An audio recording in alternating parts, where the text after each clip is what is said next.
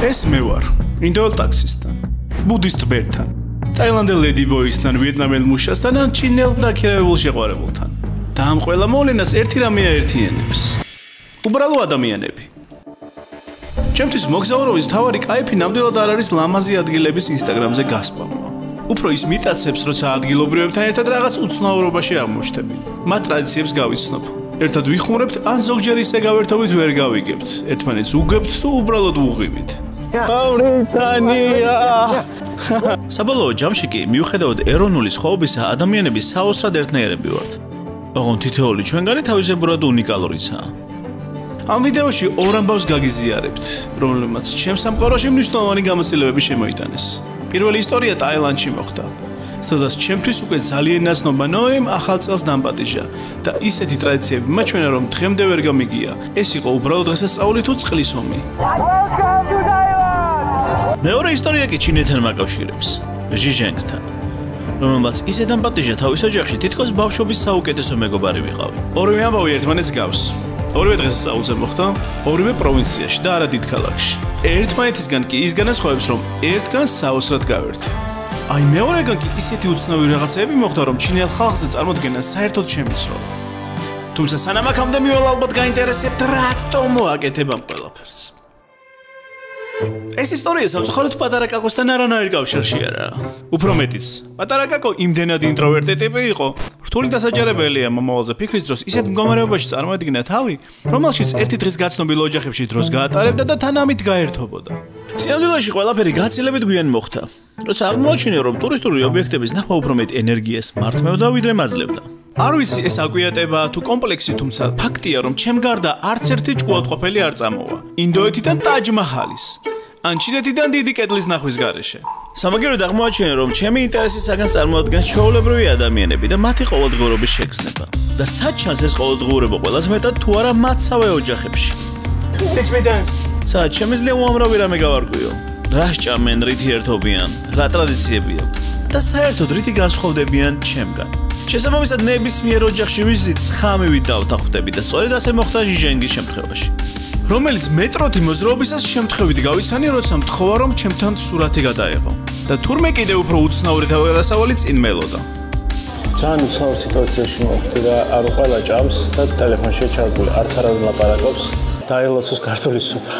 ჟიჟენგმა გამიზია, რომ მის მშობლიურ ქალაქში მცხოვრები მისი ოჯახის წევრებს უსხეული ფიზიკურად საერთოდ არ უნახავთ. და მიუხედავად იმისა, რომ ჩვენი შეხვედრის ადგილიდან მის მშობლიურ ქალაქამდე 1000 კილომეტრია, მევე შევთავაზე, რომ მათ ოჯახს ვესტუმრებოდი. ვიჩათი გავცვალეთ და სტუმრობის თარიღიც დავტვით. და ეს ყველაფერი ჟიჟენგის დის სკოლის დამთავრების აღსანიშნ სუფრაზე უნდა მომხდარიყო. გზა აგვერია, მერე ჩამოვედით. მერე სხვა ქალაქში დავრჩით და საბოლოოდ ჩამოვაღწიეთ აქ. ზუსტად ამ ოჯახში ვიზიტს ვადარებ კიდევ ერთ ჩემ გამოცდილებას აზიაში, ამჯერად ტაილანდში. თუმცა ჩინური ვოიაჟისგან განსხვავებით, ნოეს უკვე კარგად ვიცნობდი. ის უსაყვარლესი ტაილანდელი ტაქსის მძღოლია, რომელიც არა მარტო გადაადგილებაში, გადაღებაშიც აქტიურად მეხმარებოდა. და იმდენად დავახლოვდით, რომ თავად დამპატიჟა თავის ოჯახში ტაილანდურ ახალ წელს. თუმცა ეს ახალი წელი სრულად არ აღმოჩნდა ისეთი, როგორიც წარმოედგინა. სწორედ ამ ორ აზიურ ოჯახში გადარებულ ერთხესხვები ვიდეოში. ამბებს, რომელიც საკმაოდ მოულოდნელად დაიწყო და კიდევ უფრო მოულოდნელად და არასტანდარტულად განვითარდა. და მიუხედავად იმისა, რომ თითეული გამოცდილება რადიკალურად განსხვავებული იყო, ორივეგან იდენტურად, საჩუქრის შერჩევით დავიწყეთ. ისევ რაღაც ჩინური ლეღობა უნდა წავიღო რა. არანაირი ქართული საჩუქარი მე არ გამაჩნია. ეს ზუსტად ის მომენტია, როცა ქართული კომპანია იდეალურად ჩაჯდებოდა აქ სარეკლამოდ. ნებისმიერი ჩურჩხელა ღვინო რაღაც ნებისმიერი რაღაც გაასწორებდი. ჩემი კონტენტი არის აგებული ადამიანებზე და რა ადგილებზე. მე სულ ადამიანებს ვესტუმრები. დესპანი ვარ ერთგვარი ქართველის. მით უმეტეს, რომ გენიალური აზიური ტურის შემდეგ თებერვლიდან ვიწყებთ არანაკლებ საინტერესო სამხრეთ ამერიკულ 6 თვიან ტურს. სადაც არაა გამორიცხული არგენტინელ ფერმერებთან ერთად სტეიკები ვაკეთო. ან ინდიელი ტომის წევრებთან ამაზონის ჯუნგლებში ვიტანტალო. და მისტერ მარკეტერო. ერთი წამი წარმოიდგინე, რომ შენ პროდუქტს ინდიელი ტომის წევრი სინჯავს. და თუ კარგად წარმოიდგინე, აქ მომწერე. კომპანიებთან მოვდივარ, დავიხონძლები სხვადასხვა საჩუქრებით და მივდივარ ახალი ქვეყნებისკენ. საჩუქრით მისვლა ყველა ქვეყანაში ტრადიციის ნაწილი სულაც არაა. ასია ტაილანდის შემთხვევაც. For example, in Georgia there's a tradition you can bring wine. Oh, really? It's very common. სწორედ ამიტომ გავუკვირდეთ მასპინძლებს, როცა ვთხოვეთ, რომ საჩუქრის საყიდლად გავჩერებულიყავით. What can we buy? No problem. No, it's my problem. სამაგერო ჩინეთში პირიქით. ჯიჟენგი ცოტა ხანში კონვერტით შემეგებება, რომ მასში ფული ჩავდო და ოჯახს მივართვა. What is that? I have to give? თუმცა მან არ იცოდა, რომ მე ისედაც საჩუქრით ვიყავი და მაღაზიაში უკვე შევიძინე შოკოლადი და αλკოჰოლი. სამაგერო და ალკოჰოლის შეძენა ტაილანდში ვერ მოახერხე, რადგან დღის საათებში ალკოჰოლი საერთოდ არ იყიდება. We cannot. They allow you to buy after 5 p.m. until midnight. Oh, okay. We wanted to buy alcohol and it's not allowed. His mom, she sell alcohol. Ah, really? It is weird when we give her alcohol when she sells alcohol. Yeah. You can say Gama Gama Joba. Joba. Gama Joba. Yes. In Thai, how would you say? არიცი, ამდენი ხან. Sawadika. Sawadika for women. Sawadika for men. Sawadika. And for lady boy? Sawadika. Sawadika. Juju Jiabaos this ბანკეტი იყო, რომელიც გავიცანი გუანჯაოში. ამათი შანხაიდან ვიარეთ საკმაოდ ბევრი გზა აგვერია, მერე ჩამოვედით. მერე სხვა ქალაქში დავჭით და საბოლოოდ ჩამოვაღწიეთ აქ, რომ მივსულიყავით ხოლმე ბანკეტზე. მაგრამ ისე მოხდა ეს ბანკეტის გავმაზეთ, 12 საათზე იყო ბანკეტი და ეხლა არის უკვე პირველი 5 წუთი, ამიტომ პირდაპირ რესტორანში მივიდიოდი, სადაც შევჭამთ ჩინურ ძაღლს და კატას. ჩემთვის ყველაზე საინტერესო ამ რეალობაში ბანკეტზე უფრო მათი პირველად უცხოელის დანახვაზე რეაქციებია და უკვე წარმოვადგინა, რომ ნამდვილი ცირკის დათვივით მომიწევდა ოჯახში ვიზიტი. მით უმეტეს, რომ ჟიჟენგი მანამდე საკმაოდ უცნაურ მესიჯებს მწერდა. ჩემ ოჯახს ერთი სული აქვს, როდის გნახავს. ისინი აუცილებლად გაგართობენ შენ. თითოეულ ოჯახში ვიზიტი ერთნაირი სცენარით გრძელდება და პირველ რიგში ოჯახის წევრები უნდა გავიცნო და სახლი დავათვალიერო. წავედით ოჯახში. Awedit. ნოი არის რძალი ამ ოჯახის და აბა ნახოთ როგორ მიგვიღებენ. Hey, how are you? I'm fine. თუმცა ამ უკანასკნელს სავარაუდოდ ვერც ერთგან ვერ შევძლებ, რადგან სახლის მაგალითად ორივეგან სხვა ადგილებში დაუპატიჟებულვართ. ჩინეთში ვიზიტისას აღმოაჩინეთ, რომ თურმე საბანკეტო დარბაზში მოუწვევიათ სტუმრად. ჩინეთის მსგავსად არც ტაილანდის ვიზიტი აღმოჩნდა სახლში. აქ მოსვლისას აღმოაჩინეთ, რომ კიდევ უფრო უცნაურ ადგილას აღნიშნავდნენ დღესასწაულს. მე მეგონა სახში მოვდიოდი და დედამისის მაღაზიაში მოგვიყვანა. სადაც აქ უნდა გავაკეთოთ ბარბეკიუ და აქ თელი კამანდა უბანია შეკრებილი, აგერ ბაბუები, ბებიები.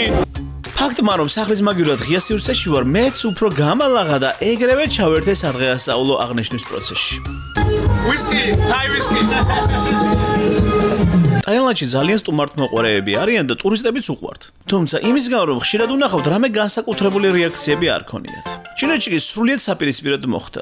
რა თქმა უნდა, ვიცოდი, რომ პერიფერიებში ტურისტი ძალიან იშვიათია, თუმცა თუ ასე გააბედნიერებდათ, ჩემი ვიზიტი არ ველოდი. Hey, 你好，你好，你好，你好，你好，欢迎欢迎。 Hi, 好期待了。 hi, Kako. It's my sister. Congratulations. Nice.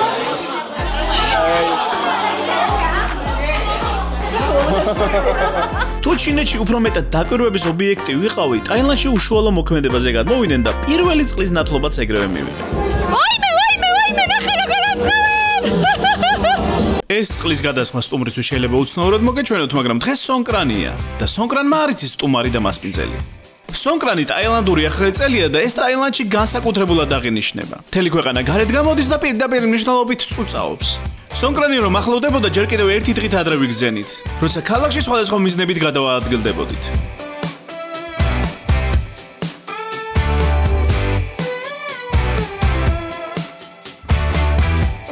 დიდ ქალაქებში ისეთში როგორიც არის ბანკოკი, სპეციალური ღონისძიებები ეწყობა სონკრანისთვის. აქ ყველა გარეთ გამოდის და წუწაობს. ბავშვიც, მოხუციც, ქალიც, კაციც. ტრადიციული თუ არა ტრადიციული ორიენტაციის წარმომადგენლებიც.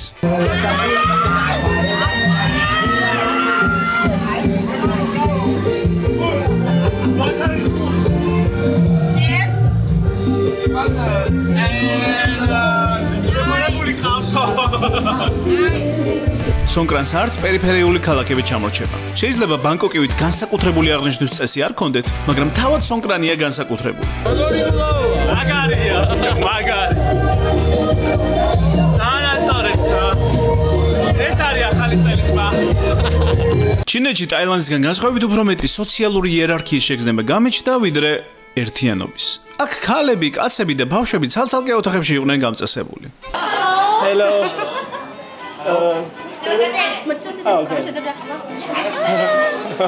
და მეც ბავშვებთან მიმიჩინეს ადგილი, როგორც ყველაზე დიდ ბავშვს და თან ჯიჟენგის ახლად შეძენილ მეგობარს. Ni hao. It's your friends? No. Your friends? Okay. Is my friend. And then is my brother. სადღესასწაულო სუფრა ჩინეთში მართლაც ორიგინალური და მრავალფეროვანია. და რაც ჩამოტარებით. თუმცა სიტუაციაზე იგივეს ნამდვილად ვერ ვიტყვით. ძალიან უცნაურ სიტუაციაში მოხვდი რა, არ ყველა ჭამს და ტელეფონში ჩარგული, არც არავინ ლაპარაკობს. და ბუნებრივია, რომ ამ ზღაპრულ სუფრას იმ ერთადერთი პაპაიას გასინჯვა მერჩივნა, რაც ტაილანდში გავაკეთეთ. Papaya, spice papaya. Tailandi's კერძების კეთება ძალიან მარტივია, პროსტა უნდა ნახო რა. ჩაყარე ნახო. ჩინეთისგან განსხვავებით ჭამისთვის დიდი დრო არ დაგვითმია, რადგან წინ განსაკუთრებული თავგადასავალი გველოდა. არმა ჩვენი საბრძოლო მანქანა მოიყვანა და გადავწყვიტეთ ქალაქი დაგველო და დაგვეწუწა. მით უმეტეს რომ ამის უდიდესი სრული მაშინ მქონდა, როცა ისეთი მანქანები მანამდე დავინახე. აუ გავარდე ისე რა სუსამდე და სულ ყველა ჩავატყობი მენა.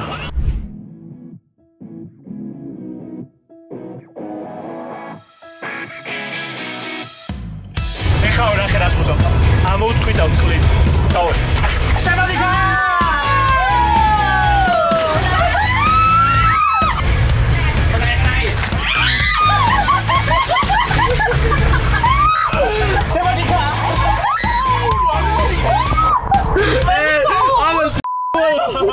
ყინულია წელს ის ყავ.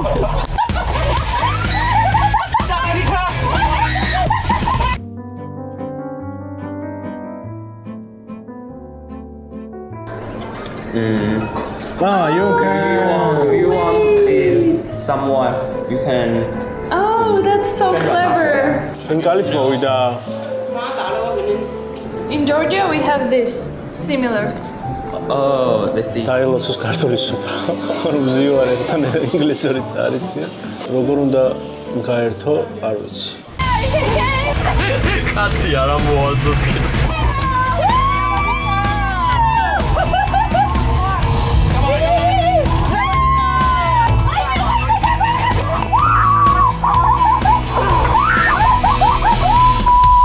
ტაილანდისგან განსხვავებით ჩინური სიტუაცია იმდენად მოსაწყენე ჩანდა, გადავწყვიტე გასართობა და ამ ხალხთან ინტერაქციისთვის რამე ახალი საქმე გამომეზებნა ჩემი თავისთვის. It's Chinese TikTok? TikTok is international. So it is in China. Okay. Okay, let's register. Let's sign up. ჩინეთს აქვს თავისი TikTok-ი რა. დოიან ქვია და ცალკე არის საერთოდ და მაღაზია არის შემშდარი ტიპები. ჩინური TikTok-ი გადავაწერინე და ეხლა ვეკითხები რომ რამე ჩინური ტრენდი მითხარი და გავაკეთებ თქო რა. მე ვერ ვიწერ, იმიტომ რომ ჩინეთში ვარ. მცხელი ხო არ არის ცნობილი ამ TikTok-ზე რა. ნუ არ არის აქტიური და მე ვიქნები ის მცხელი რომელიც შევარდები ჩინურ ბაზარზე. გავარდება ეგრე ვიდეო წვერების გამო. ტაილანდში ისევ ერთობოდით დამატებითი აქტივობის გამოზევნა ნამდვილად არ გვჭირდებოდა. თუმცა პირველი პრობლემა მაშინ გაგვიშთა, როცა წყალი გავითავდა. წყალი აღარ გვა. ეს რა ხარ?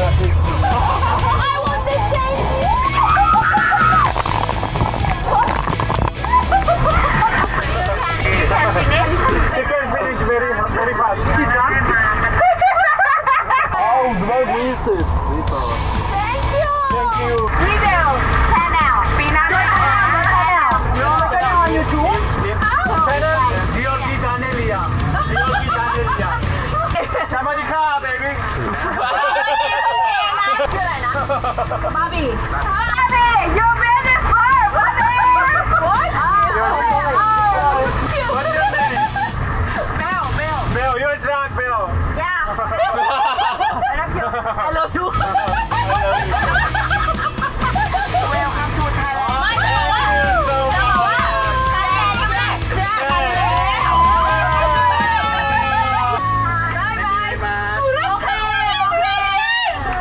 ამასობაში ჩვენი ჩინური სუფრა დასრულდა. და სანამ ახალი აქტივობისკენ გადავინაცვლებდით, რიგი დადგა, რომ ჩვენთან როგორც განსაკუთრებულ სტუმრებთან სურათები გადაეღოთ.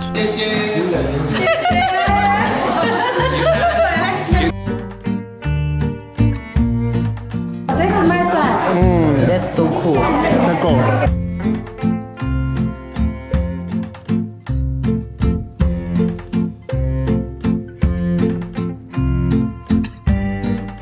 სურათების ცერემონიის შემდეგ ჟიჟენგთან ერთად ადგილობრივი პინგ-პონგის კლუბს ვესტუმრე.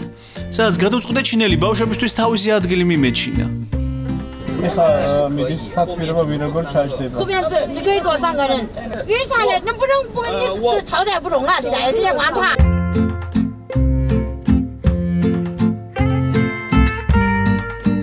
ამასობაში ტაილანდში მთელი ქალაქის და ჩვენი თავების გაწვდის შემდეგ უკან მივბრუნდით. რომ ბებოებისთვის მასტერკლასი ჩამეტარებინა იმაში, რაც საუკეთესოდ გამომდის. ფულები უნდა მოგენვა. ბებოების ფულები უნდა დავცინცულო.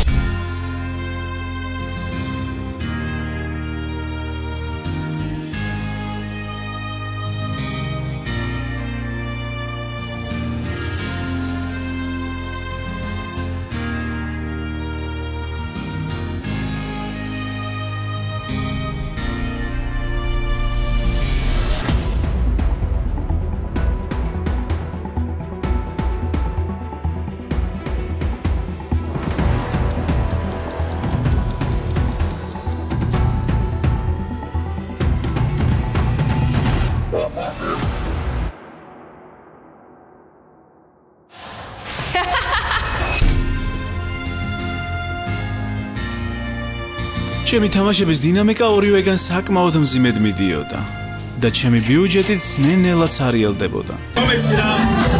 50-ია.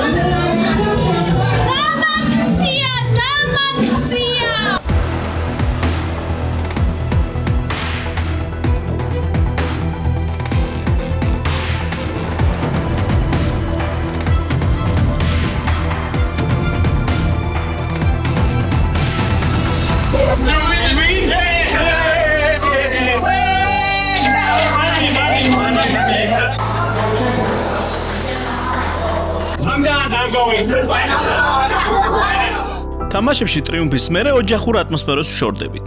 თუმცა წინ არანაკლებ საინტერესო და უცნაური თავგადასავალი გველის. ოღონდ ეს ტაილანდში. ჩინეთში კი ოჯახმა უცნაური გადაწყვეტილება მიიღო. მოკლედ მეგონა რომ სადმე მივდიოდით გასართობად და მოვედით სუპერმარკეტში. აქ უნდა გავერთოთ. ესეთი გადაჭედილი მარკეტი მე არ მინახავს, ანუ ვერ გაიძრევი იმენა.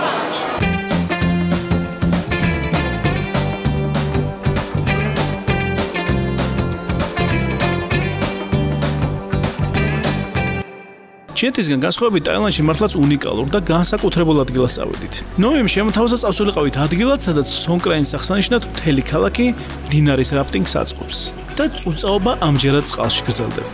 მოკლედ ეს არის ერთ-ერთი ყველაზე პოპულარული ადგილი მთელ ჩიანგრაიში, ანუ ჩრდილოეთ ტაილანდში რა.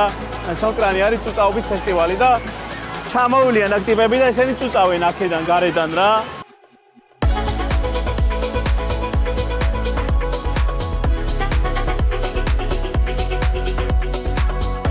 ტაილანდუსები ნახე რა გულაობას წევენ. აქ ადამიანები გუნდურად მოდიან, ოჯახებთან, მეგობრებთან ან თანამშრომლებთან ერთად. ჩემ შემთხვევაში კი პრობლემა ის იყო, რომ მარტო ვიყავი და აუცილებლად ვინმეს უნდა შევერთებოდი. ბიჭო, ესენი არის პრაივეტი რა ყველა. და უნდა უთხრავთ ხო ვიღაცას რომ შემიკედლოს, ანუ ისე ანუ გუნდურად არიან გაერთიანებული და მოდიან და ესე ინდივიდუალური ტიპი მე ვარ მარტო და ეხლა ვიღაცას უნდა უთხრა. Can I join you to the rafting? Rafting. With you in your team. When are you going to raft? Now? I'm just finished. Okay. Are you going? Stop. Yeah? I come from Thailand. I come from Lampang.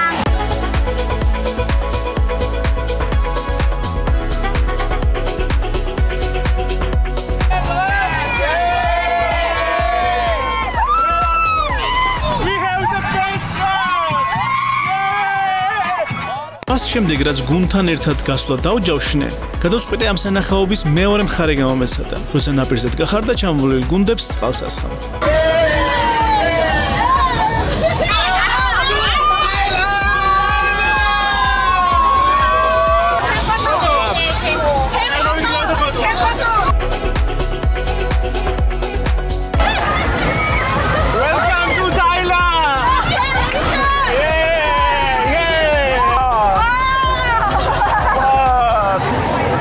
ჩინეთში რა გასაკვირია, რომ მარკეტში მსგავსი ემოციური თავგადასავალი არ მექნებოდა. ამიტომ მალევე გადავწყვიტე ჟიჟეკთან ერთად გაცილებით საინტერესო გასართობი მეპოვა. ხელზე უნდა დააგდო მონეტა რა და მაგით მოიგე. ოღონ არ უნდა შეეხოს ხაზებს. Yeah. Yeah. First try and he won.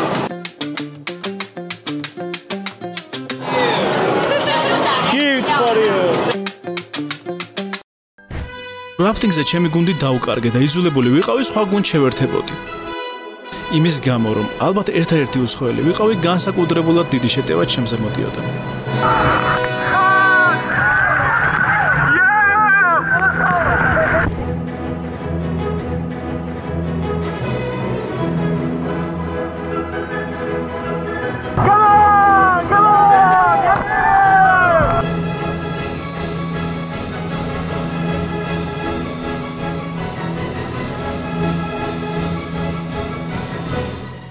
ეს ინარის ხალიკი ყლაპე და შეიძლება დამენ.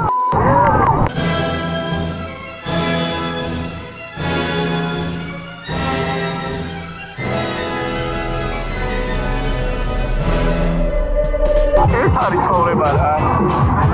აი მეძიერება რა. ეს მარტივი მომენტია. რომელიც არ ჭირდება არანაირი ეგო თამაში არანაირი ყოყლოჩინება, არანაირი გაზმანვა, არანაირი იტობა. მოეშვიდა მიენდე ცხოვრებას რა.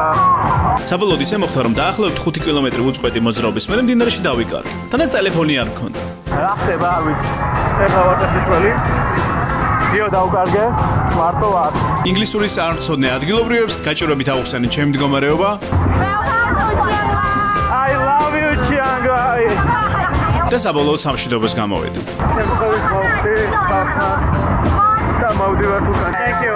Bye. იპი საიდან მოდის ფეხი ჩემხე. უკაცრავად. რო გაგვიხილოთ როგორ ხართ? მოუკვდი იმე. თან მარტო მე ვიყავი უცხოელი, მგონი არავინ არ შესაძლებელი, არ ვიცი შემთხვევით მოხდე თუ არა, მაგრამ თან ყვირაოდი რომ come on და რაღაცებს ყვირაოდი და იმენა ძალიან გიჟობა იყო და ძალიან ერთობა ყველა და აი ძალიან ასწორებს. აი იმდენი წყალი მასხეს რომ შუაგზაში ჩამოვედი და იქ ვეღარავის ვეღარ მოყვავი და ვიღაცებს ველაპარაკებდი ვერ გაიგეს მერე და ძლივს ვიპოვე მანქანა და წამოვედით უკან. ამდენი ხანია 15 წუთია ფეხით მოვდივარ რა. ესე ჩინეთში ჩემი დღე იმით დასრულდა, რომ მოგვიანებით ოჯახს სახლში ვესტუმრე. This is you? იქაურობა დავათვალიერე და მალე წამოვედით. რა თქმა უნდა, აქაც ძალიან სასიამოვნო და საინტერესო გამოცდილება მივიღე. თუმცა ჩემთვის განსაკუთრებული მაინც ეს ერთი დღე იყო. მდინარეზე გართობით დაწყებული ფილტვების ანთების თითქმის აკიდებით დამთავრებული. განსაკუთრებული იყო იმიტომ, რომ თუნდაც ჩინეთთან შედარებით აქ ხალხი გაცილებით ბუნებრივად ლაღი და ბედნიერი ჩანდა. და რაც თავარია ერთიანი. ამ დღეს არ არსებობდა არც სოციალური იერარქია და არც რელიგიური, პოლიტიკური ან სექსუალური ორიენტაციის ნიშნით დაყოფა. აქ ყველა თანაბარი და ბედნიერი იყო. ეს ამბავი დიდი ხნის წინ მოხდა. თუმცა ეს ერთ-ერთი განსაკუთრებული დღეა ჩემი მოგზაურობის ისტორიაში და სწორედ ამით ვასრულებ აზიური ვიდეოების სერიას. და წინ გაცილებით საინტერესო. სამხრეთ ამერიკა მოდის. Welcome to Colombia, baby. არხი გამოიწერეთ.